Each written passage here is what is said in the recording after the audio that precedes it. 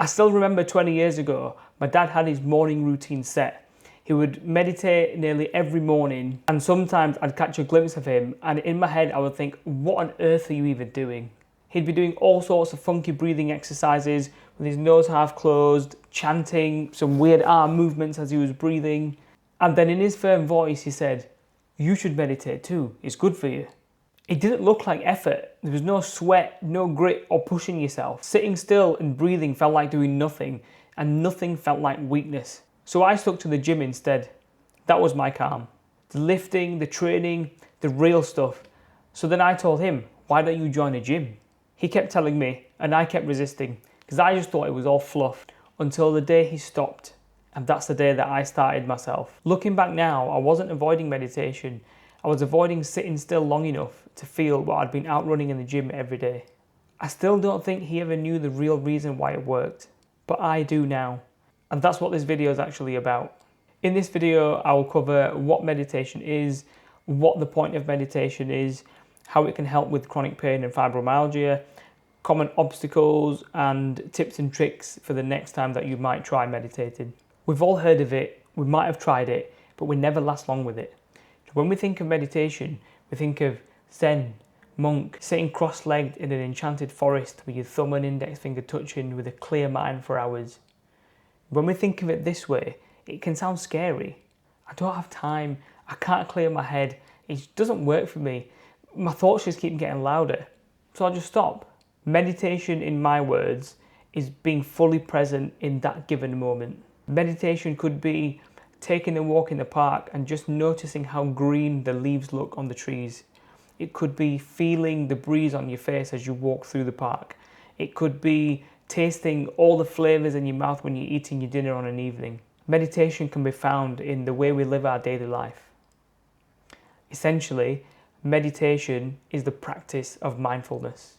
It doesn't have to be perfect, you just have to show up. And that's exactly how I started. So I started with 1 minute, then 2, and then 3, and then I ended up doing 20 minutes every morning before going to the gym. And this is when old memories would start to surface for me, and things that I'd forgot even happened. I was calmer, I was more compassionate, I was patient, and I just started to enjoy the smaller things in life again. I would start to enjoy my drives to and from work. I would start to enjoy that time stuck in traffic where I could listen to a podcast or give someone a call. Whereas before, I'd be stuck in traffic and I'd be getting angry and thinking about, oh, I'm going to get late for dinner, I'm going to get late for this or that. Practicing the meditation every morning is what increased my stress tolerance. It meant that I had more capacity for all the things that would go wrong in my day-to-day life. Especially in this world of social media, information overload and constant consumption, that 20 minutes of meditation every morning was my way to escape all of that and to switch off. And that meant that I could show up as I wanted to. So people always used to ask me, well, what's the point of meditation? The point of it is to be with ourselves as we are in that moment.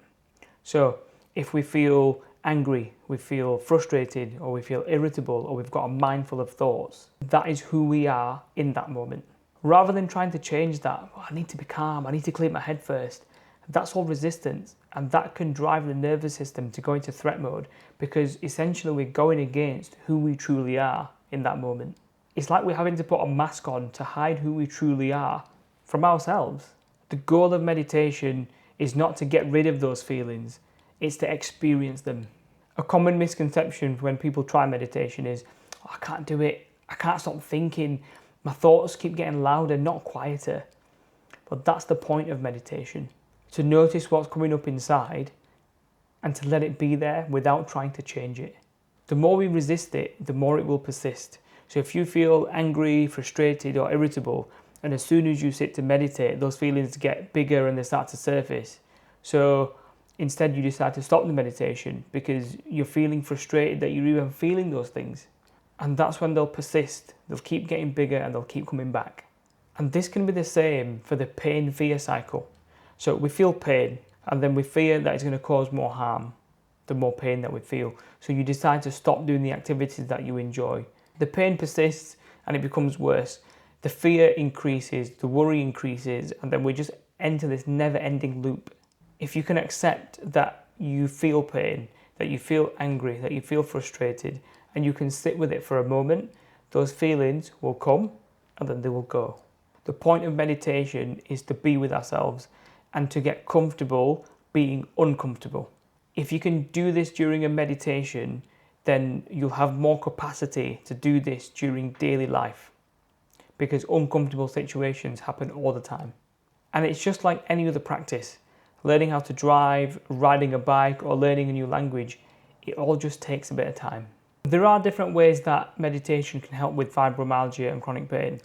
And the first one is altered pain perception. So meditation helps us to be comfortable being uncomfortable, to experience the anger, the frustration, and the pain with curiosity rather than fear and avoidance. Doing that then provides signals to the nervous system that actually this isn't a threat, and that can start to change the reaction towards pain.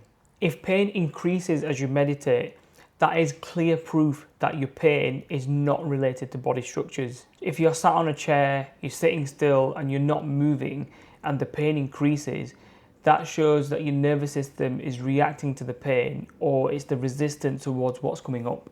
And the nervous system finds that as unfamiliar and wants to come away from that because it doesn't know what to expect. Meditation allows us to become more aware of how we feel, of what sensations we feel and where we feel them. So does it feel sharp?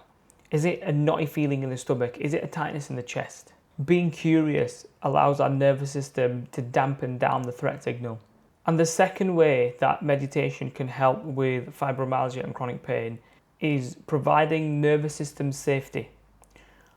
Most people with fibromyalgia and chronic pain don't feel safe in their own body, and they have a tendency to hold their breath. Becoming mindful of the breath and working on deep breathing can help to regulate the nervous system and bring it back to a calm and relaxed state. The analogy that I like to use with meditation when unwanted thoughts and feelings start to come through is, imagine that you're sat on the side of a road and you're watching all the cars go by. They're all different sizes, they're all different colours, and there's loads of cars driving by every minute. The lights turn red, the cars will stop right in front of you. When the lights turn green, they continue. So, when the lights turn red and the cars stop, if you get into one of those cars, you're going to end up in a destination that you don't even want to be. And now replace those cars with thoughts.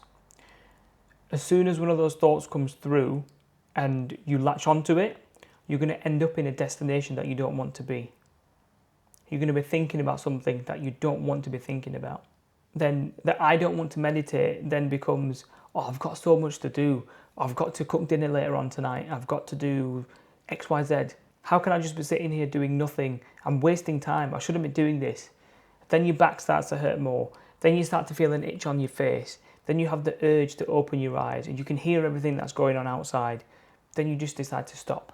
If you stay sat by the side of the road and you don't get into the car, it's just going to pass right by. It's the exact same analogy with the thoughts. If you observe the thought, it's a car driving by, it's just going to go and it will fade away. The more you can bring that attention back to yourself, back to your breath, back to a feeling or a sensation in your body, the thought will pass right by. The aim of meditation is not to be perfect. It's just to show up exactly as who you are in that moment. And this is a thing that my dad never explained to me. He just always used to say, you should meditate, it's good for you. And I didn't listen because I thought calm had to be earned. Your nervous system doesn't need you to work harder to feel safe. It just needs you to stop telling it that there's a threat to run from. That's the real reason why it worked for him. And it's the same reason as to why it can work for you. Not as another thing to get right, but as the one thing that you don't have to fix, force, or push through. All you've got to do is show up as exactly who you are. If you've tried everything and nothing's touched it, this might be the thing that's actually aimed at the right target. If you want to go deeper into meditation and the other techniques that fix this, the link to my newsletter is in the description below.